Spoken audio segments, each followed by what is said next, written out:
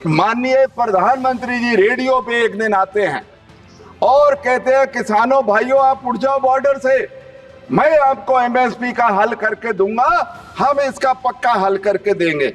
अब कब नवंबर 21 और आज क्या हो गया, उसका क्या बना? किसी और तो करिए। अच्छा अभी माननीय मंत्री जी बैठे हैं, वो कह रहे मैं उनसे चर्चा करूंगा।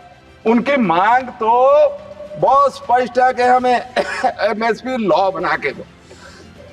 आप उसकी ओर आते नहीं हो, उस बात को कहते नहीं हो। आप कहिए मंत्री जी कि मैं आपको एमएसपी लॉ बना के दूंगा, आप चिंता मत करो, ऐसी बात कह दीजिए ना। पार्लियामेंट चल रही है, इससे बढ़िया मौका कभी होगा नहीं।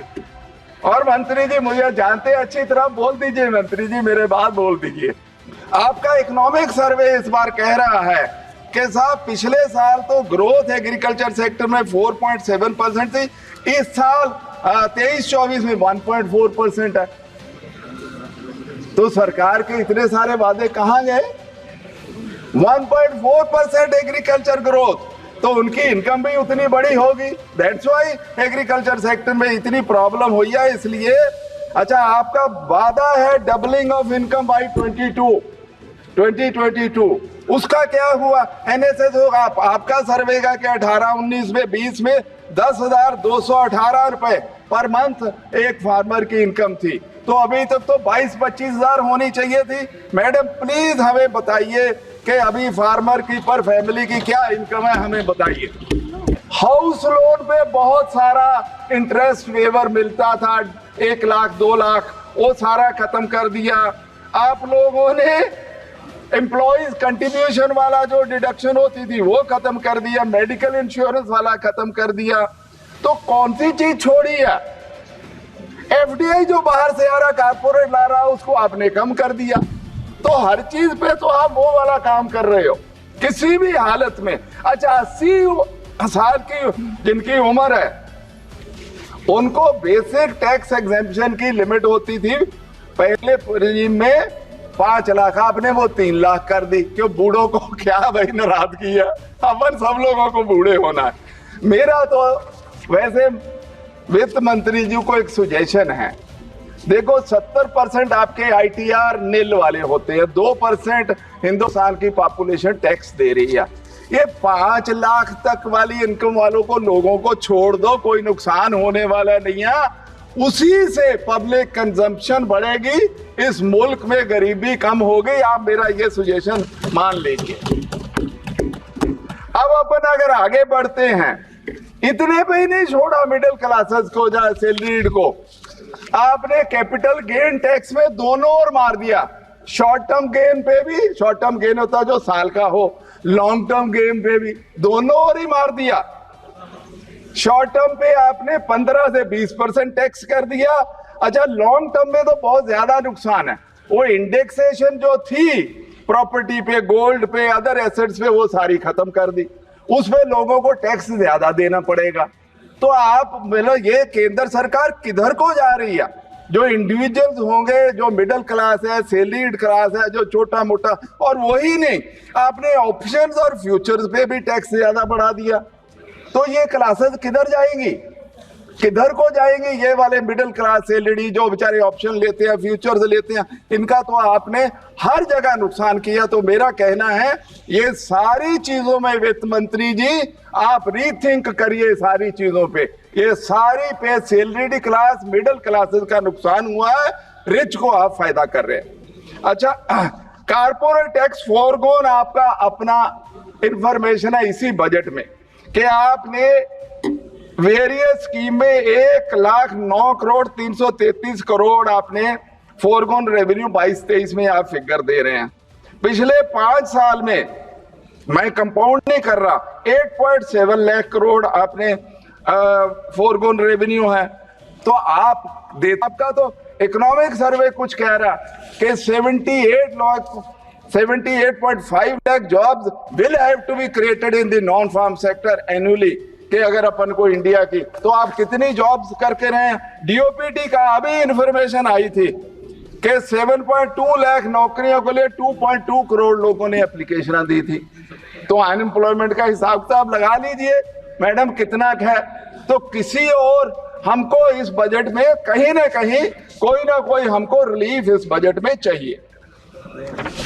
अच्छा, not only that madam, CRISIL की रिपोर्ट है कि हाउस होल्ड सेविंग है come down to 18.4% of GDP in 23-24 और डिकेडल लो है 20% हाउस होल्ड सेविंग कभी कम नहीं गई थी। अच्छा, household financial liabilities are on all time high of 5.8%। तो हमें बताइए तो सही, ये तो दो चीजें क्या बताती हैं कि day to day expenditure household को बहुत तकलीफ है और कंजम्पशन इसलिए नहीं इंक्रीज हो रही कि लायबिलिटीज बहुत ज्यादा हैं। तो हमको कुछ बात बताइए कि आप इसके कर क्या रहे हैं, क्योंकि ना अनएम्प्लॉयमेंट पे कुछ है, ना हाउस होल्ड कंजम्पशन पे कुछ है, ना किसी चीज पे नहीं है। आप हम इसमें आपसे ज्ञान वर्धन चाहते हैं कि क्या बात क्या है।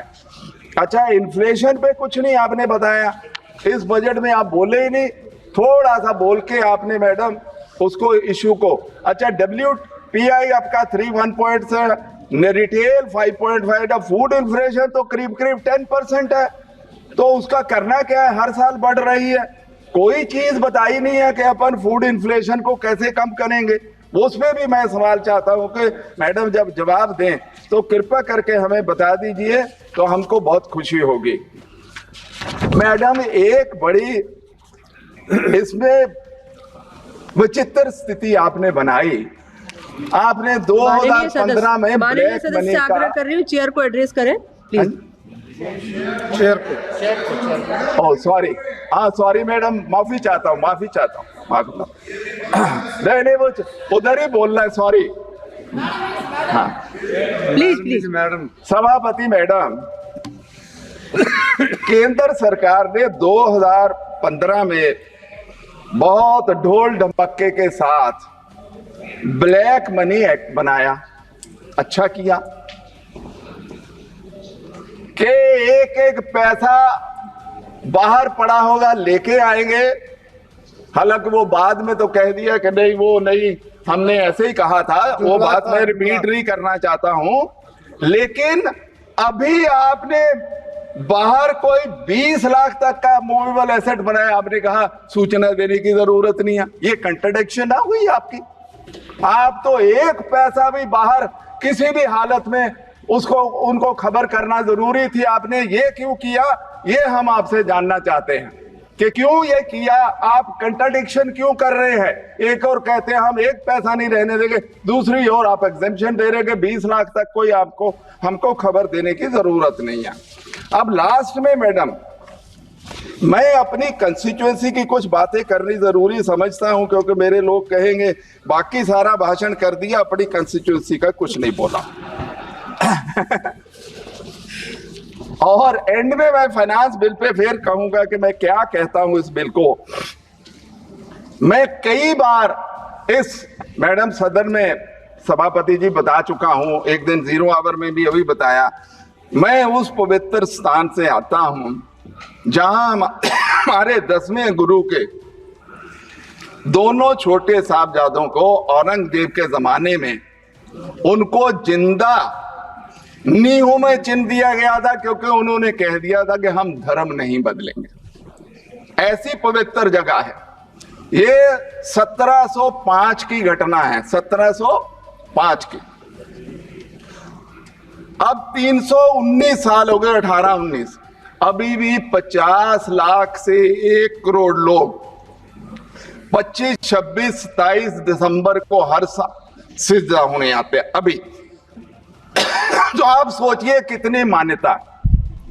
मैं बार बार कहता हूं कि ये रिलीजियस स्पिरिचुअल प्लेस है, उसको इंटरनेशनल टूरिस्ट सर्किट में लीजिए और वहां इंटरनेशनल टूरिस्ट सर्किट वाली फैसिलिटीज दीजिए, क्योंकि वो इतनी पवित्र जगह बहुत कम होंगी हिंदुस्तान में इतिहास में। और उम्र थी छोटे साहबजादों बाबा जोरावर सिंह और बाबा फतेह सर की 9 साल और 7 साल, धर्म नहीं बदला।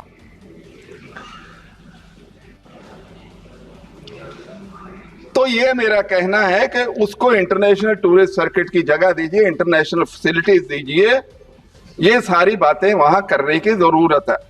उसी तरीके से मेरी कंस्टिट्यूएंसी में कुछ एमएसएमई क्लस्टर्स हैं। मैडम साहब, मैडम वित्त मंत्री जी, सभापति जी, एक दो बार मिलके भी मैंने बात करी है। उनकी छोटी छोटी प्रॉब्लम्स है जीएसटी की, उनकी प्रॉब्लम्स है स्पेशल पैकेज की।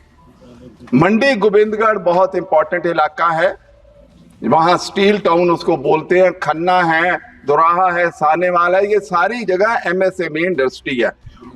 उनकी लुधियाना के तो एमपी साहब पीछे बैठे हैं, तो उनकी बहुत सारी प्रॉब्लम्स हैं। एक वो बहुत छोटा सा सुजेशन दे रहे हैं, जो स्टील इंडस्ट्री वाले हैं वो स्क्रैप किया, ये सेकेंडरी सोर्स से बनाते हैं स्टील, प्राइमरी तो नहीं है इनके पास, आयरन ओर नहीं है। वो ये कहते हैं कि स्क्रैप पे 18% जीएसटी है, आप हमारे से ले लो, क्योंकि स्क्रैप वाला बेच के फिर पता नहीं गायब हो जाता है, फिर आप हमारे पे रिकवरी करते हो, तो हमारे से सीधा ही ले लो। आप काहे कि उसकी चिंता में पड़ते हो, टैक्स लेना, टैक्स हमारे से ले लीजिए। दूसरी बात, मैं मांगता आया हूं कि मेरे को मेडिकल कॉलेज दीजिए, एक ट्रॉमा सेंटर दीजिए, इंजीनियरिंग कॉलेज दे दीजिए, बहुत सारी बातें मांगता हूं, कोई मेरी मांग मानी नहीं गई है। आखिर के मैं ये कहना चाहता हूं मैडम, ये फाइनेंस बिल में जितनी टैक्सेशन प्रपोजल आपने दी, फाइनेंस पे बोलने दो, खुल के बोलने दो, ये जितनी प्रपोजल दी है, इसमें कोई भी कॉमन मैन के लिए अगर हो तो मैडम अपने जवाब में धन्यवाद गिना दीजिए। सारी की सारी रिच को सुविधा देने के लिए है, गरीबों के लिए, सैलरीड क्लास के लिए, मिडिल क्लास के लिए इस बिल में कुछ नहीं है। मैं इसका विरोध करता हूं।